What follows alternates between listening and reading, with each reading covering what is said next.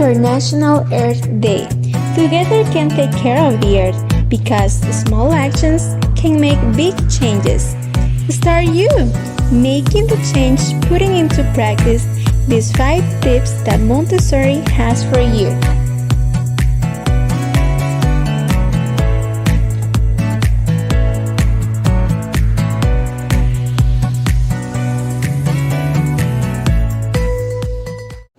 Hola, muy buenas a todos.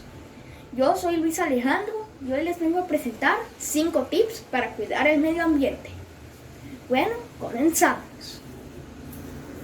Y bueno, ahora que ya estamos aquí, les quiero enseñar el primer tip, el cual es cuidar las plantas regándolas o echándoles agua.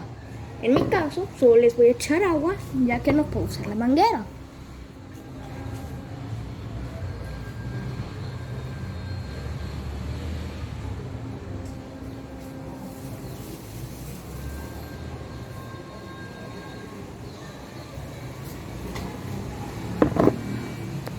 Hola, seguimos acá con los tips. Acá les voy a mostrar el segundo, que es el de siempre reciclar.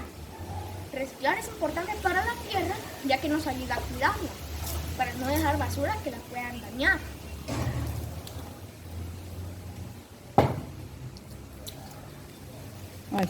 Hola, acá seguimos con los tips. Justamente me encuentro justo al lado de paneles solares. Por si no lo sabían, los paneles solares nos ayudan mucho a la naturaleza, ya que al usar electricidad normal estaríamos haciendo que las empresas de electricidad gasten muchas cosas que afectan al medio ambiente y a la capa de ozono. Por eso es que la electricidad solar es muy importante en nuestro medio ambiente, también como la electricidad eólica y la que aprovecha el agua. Y acá vamos a seguir con el siguiente tip. Hola, acá les vengo a presentar el penúltimo tip, o sea, el cuarto. Bueno, este tip se caracteriza por no quemar la basura, especialmente el plástico.